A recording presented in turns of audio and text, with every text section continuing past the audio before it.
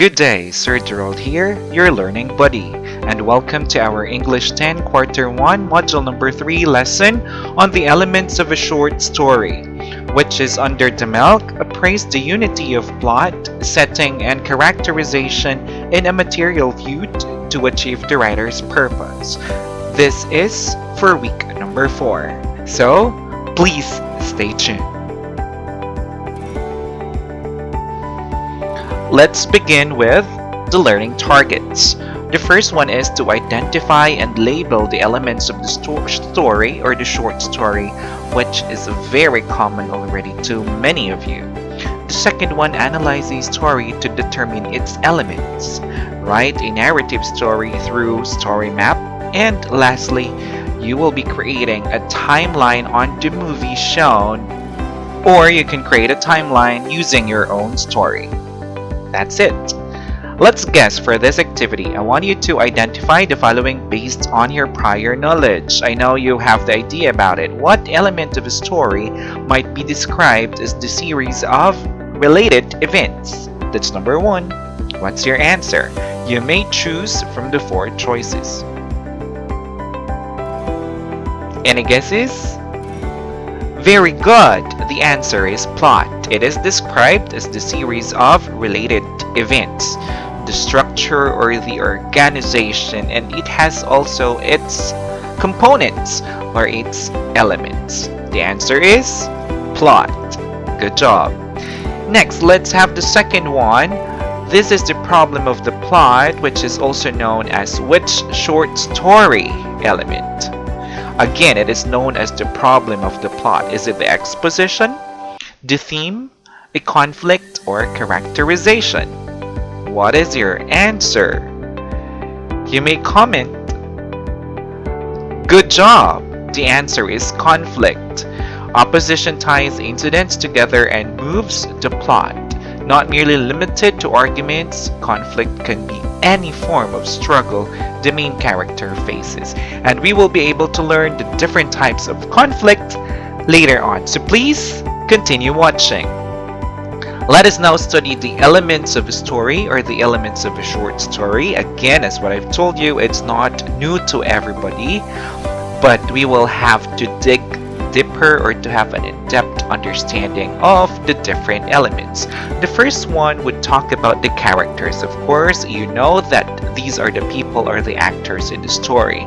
We have here the summary of characters. The protagonists, the antagonists, okay, which are the main characters.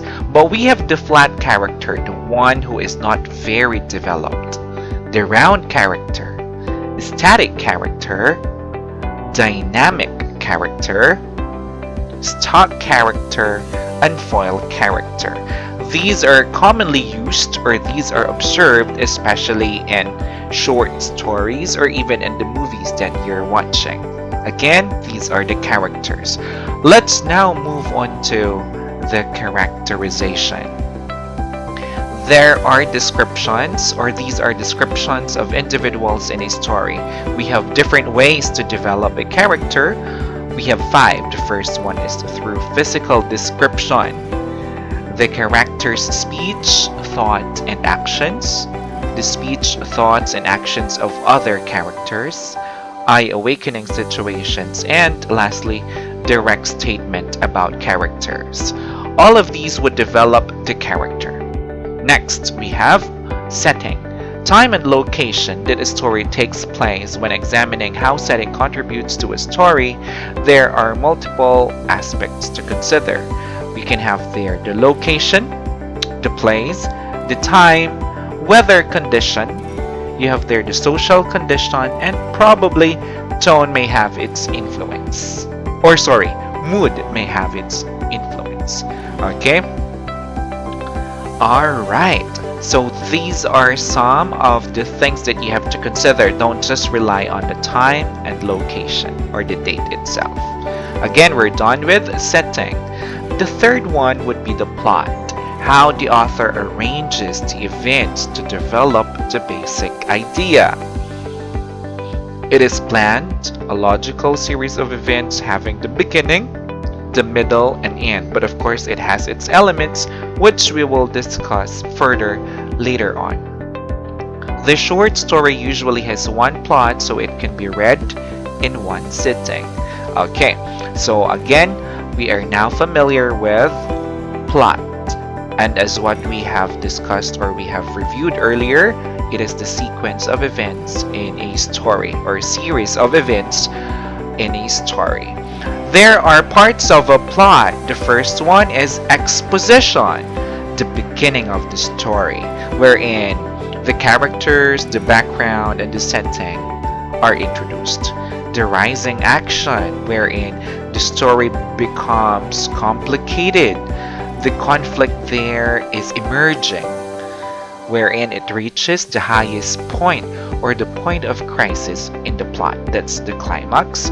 When you're starting to have the solution, you have the falling action, and when you solve the problems or the conflict, that's resolution or denouement.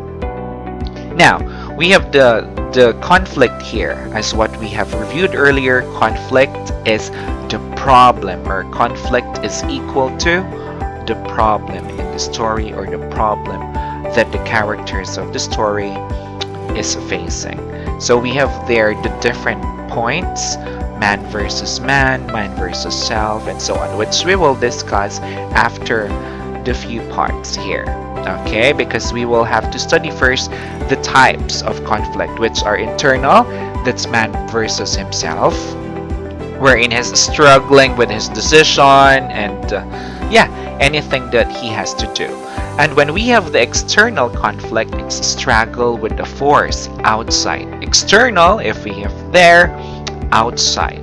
So struggle against other people, that's man versus man. Struggle against animal, it could be man versus animals. And you have there against ideas, practices, it may be man versus society. Man versus the environment, man versus supernatural beings, and so on.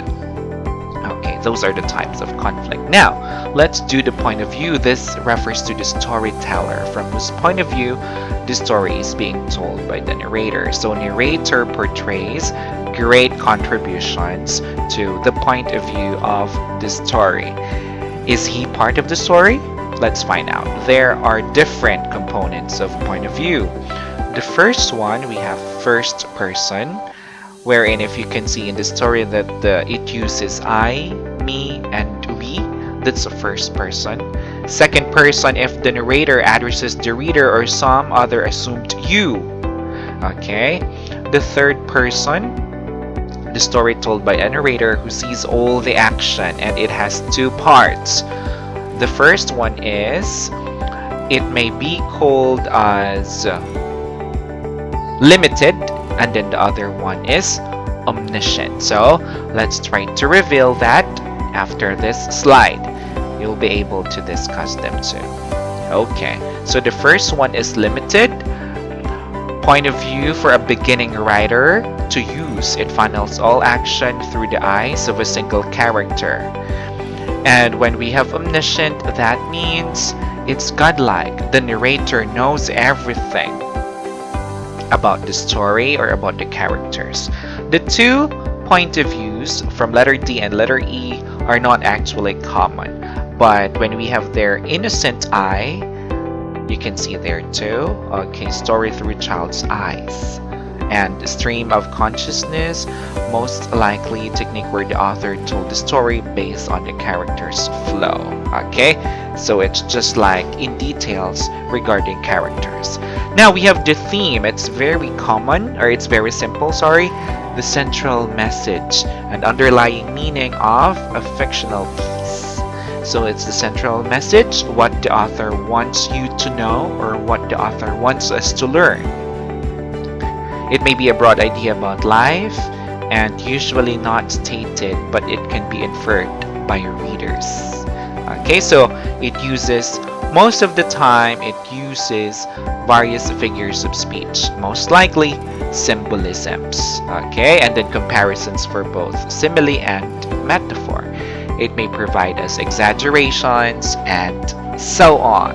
Okay, so what emphasizes what the author is saying. And Lastly, we have there the tone, the overall emotional tone or meaning of the story. Is it sad? Is it happy? And so on.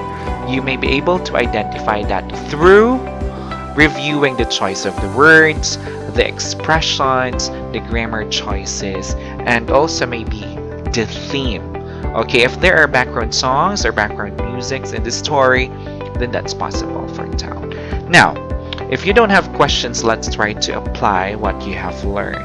But this is in a form of timeline organizer or a story map of yourself. Okay, a story of yourself, which you have to indicate the important events that happen in your life. Okay, so there we go, and it will be evaluated according to the rubric that will be presented in the Google Classroom. By the way, if you have questions, just leave your comment. But thank you so much and stay safe. Thank you for watching. Keep going, everyone. This is Sir Joel, your learning buddy. Thank you and see you again in our next video lesson. Bye-bye.